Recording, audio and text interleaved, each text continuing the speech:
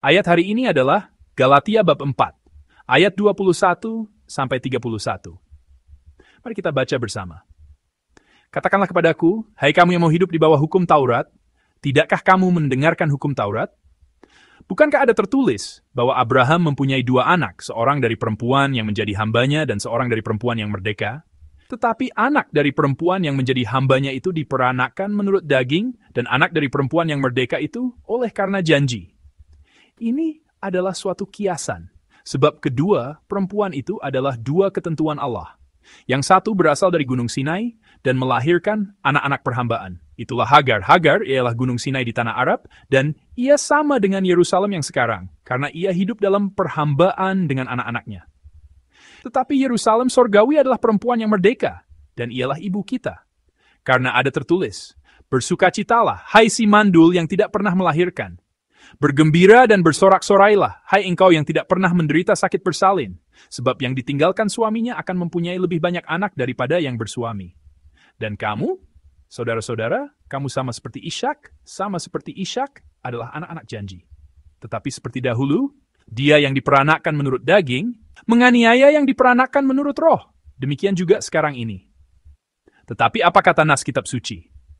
Usirlah hamba perempuan itu beserta anaknya, sebab anak hamba perempuan itu tidak akan menjadi ahli waris bersama-sama dengan anak perempuan merdeka itu.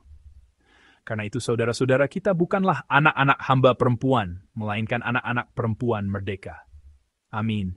Saya mendoakan setiap jemaat yang datang ke rumah Tuhan pada pagi hari ini. Kiranya kasih karunia dan berkat Tuhan melimpah atas saudara sekalian. Udara subuh terasa sejuk, langit terasa lebih dekat, dan angin seolah membawa suasana yang baru. Setiap kali saudara datang ke hadapan Tuhan untuk berdoa di pagi hari, saya berdoa agar hati kita yang mengasihinya semakin bertumbuh dari hari ke hari. Dalam firman Tuhan pada hari Minggu yang lalu, kita telah merenungkan bagaimana jemaat Galatia merangkul Paulus yang lemah, dan sebaliknya, bagaimana Paulus merangkul mereka dengan hati seorang ibu. Dari gambaran itu, kita belajar satu kebenaran penting, yaitu bahwa orang-orang kudus adalah pribadi-pribadi yang dibangun bersama di dalam Kristus dengan saling menopang kelemahan satu sama lain. Komunitas sejati tidak terbentuk dari kumpulan orang-orang yang sempurna, tetapi komunitas kerajaan Allah terbentuk dalam hubungan yang saling memahami dan merangkul kekurangan dan terikat oleh kasih Kristus. Kita yang telah mengalami kasih dan anugerah Allah secara mendalam harus menempuh jalan Kristus, yaitu merangkul sesama, menguatkan mereka, dan menantikan pertumbuhan rohani mereka dengan jerih payah, seperti seorang ibu yang hendak melahirkan. Dalam konteks inilah, bacaan kita hari ini melontarkan pertanyaan yang sangat tajam dan tegas kepada mereka. Jika kita melihat ayat 21, tertulis, katakanlah kepadaku, hai kamu yang mau hidup di bawah hukum Taurat, tidakkah kamu mendengarkan hukum Taurat? Meskipun Paulus telah merangkul mereka dengan kasih seorang ibu, ia melontarkan pertanyaan, tidakkah kamu mendengarkan hukum Taurat kepada mereka yang masih ingin tinggal di bawah hukum Taurat? Ini bukan sekadar pertanyaan, pernahkah saudara mendengar hukum Taurat? Melainkan sebuah peringatan keras dari Paulus terhadap sikap jemaat yang memulai dengan iman, tetapi kini mencoba kembali hidup di bawah hukum Taurat. Hukum Taurat bukanlah sesuatu yang buruk. Hukum Taurat adalah cermin yang dapat memantulkan dosa-dosa kita. Namun, cermin itu bisa melihat noda di wajah kita, tetapi tidak bisa membersihkannya. Oleh karena itu, hukum Taurat dapat mendiagnosis dosa, tetapi tidak dapat membawa kepada keselamatan. Paulus dalam perikop hari ini secara kiasan menceritakan betapa berbedanya hidup di bawah hukum Taurat dan hidup oleh iman melalui kisah 2 anak Abraham. Ayat 22 berkata demikian, bukankah ada tertulis bahwa Abraham mempunyai 2 anak, seorang dari perempuan yang menjadi hambanya dan seorang dari perempuan yang merdeka? Abraham memiliki 2 anak. Selain itu, ia juga memiliki 6 anak lagi melalui gundiknya, ketura, tetapi 2 anak yang diumpamakan dalam Alkitab hari ini adalah Ismail dan Ishak.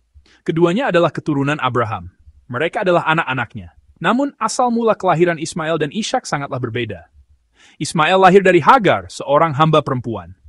Ketika penggenapan janji Allah tentang Ishak tampar tunda, Abraham dan Sarah tidak sabar menunggu dan mencari cara mereka sendiri. Inilah yang disebut jalan hukum Taurat. Hasil yang lahir dari dorongan manusiawi yang berkata, saya harus melakukannya. Saya harus bertanggung jawab, saya harus menciptakannya. Itulah jalan hukum Taurat. Sebaliknya, bagaimana dengan Ishak? Ia adalah anak perjanjian. Ketika Abraham yang berusia 100 tahun dan Sarah yang berusia 90 tahun berpikir bahwa segalanya telah berakhir, Allah membangkitkan kehidupan. Ishak adalah anak yang lahir bukan karena kemampuan manusia, melainkan karena kesetiaan Allah. Jalan iman ini adalah jalan keyakinan bahwa Allah yang melakukannya. Saya tidak bisa, Allah yang menggenapinya. Saudara-saudari yang terkasih, dalam perjalanan iman kita pun, ada dua jalan ini di hadapan kita. Ada iman yang mengandalkan usaha diri sendiri, dan ada iman yang berserah kepada karya Tuhan. Iman yang pertama, yang berpikir saya harus melakukannya, selalu dipenuhi kegelisahan. Apakah Tuhan akan menghukum saya jika saya tidak melakukan ini? Jika saya tidak dapat mencapai ini, apakah itu berarti Tuhan tidak memberkati saya? Dengan kecemasan seperti itulah ia datang ke hadapan Tuhan. Namun, iman yang kedua, yaitu iman yang berserah kepada Tuhan, adalah iman yang tenang dan kokoh. Badai apapun yang datang, ia dapat berdiri teguh dan tenang dalam keyakinan bahwa Tuhan mengasihi saya. Saya adalah anak perjanjian. Masalah Abraham yang mengambil Hagar hanya satu. Ia tidak sabar menunggu. Bukankah kita juga sering begitu? Kita telah mendengar janji Tuhan dengan jelas. Akulah gembalamu, dan engkau adalah dombaku. Aku akan membawamu ke padang yang berumput hijau dan ke air yang tenang. Demikianlah janji Tuhan yang kita pegang. Namun hati kita goyah karena jawaban doa terasa lebih lambat dari yang kita harapkan. Di manakah gembala yang baik itu?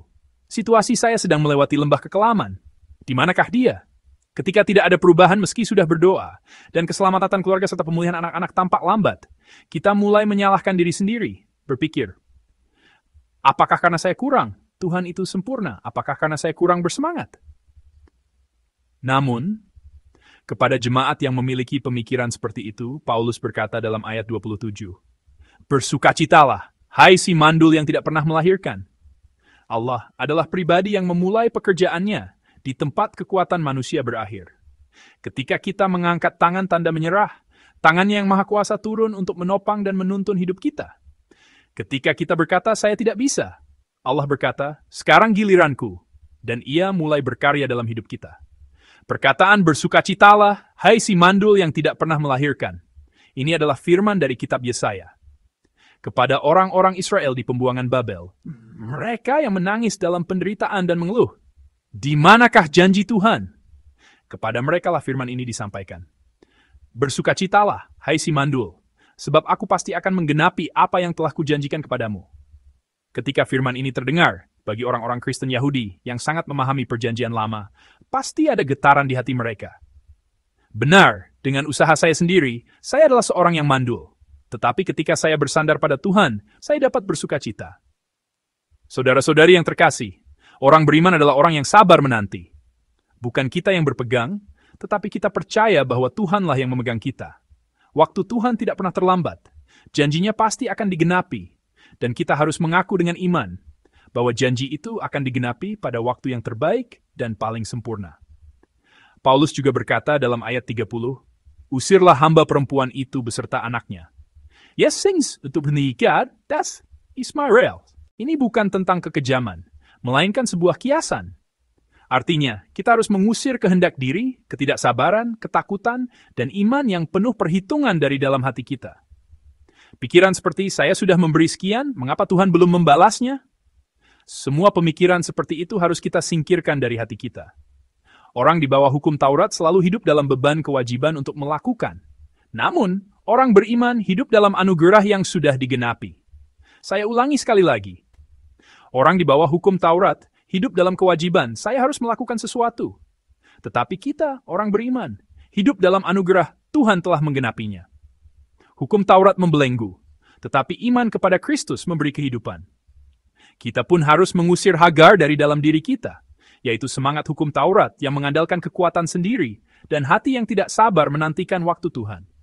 Saya berdoa dalam nama Tuhan agar kita dapat berdiri teguh di hadapannya, hanya karena anugerah. Saudara-saudari yang terkasih, adakah masalah yang belum terselesaikan dalam hidup kita hari ini? Masalah keluarga, masalah kesehatan, masalah hubungan yang kusut, pintu-pintu yang tidak kunjung terbuka meskipun kita berdoa. Apakah semua itu ada dalam hidup kita?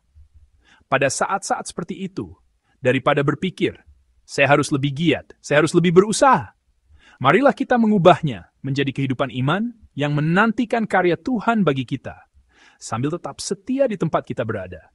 Ketika kita melepaskan kekuatan kita, Tuhan bekerja. Ketika kita menanti, Tuhan berkarya. Jika kita tidak menyerah pada janjinya, Tuhan pasti akan menggenapinya. Oleh karena itu, bacaan kita hari ini berakhir di ayat 31 dengan perkataan ini.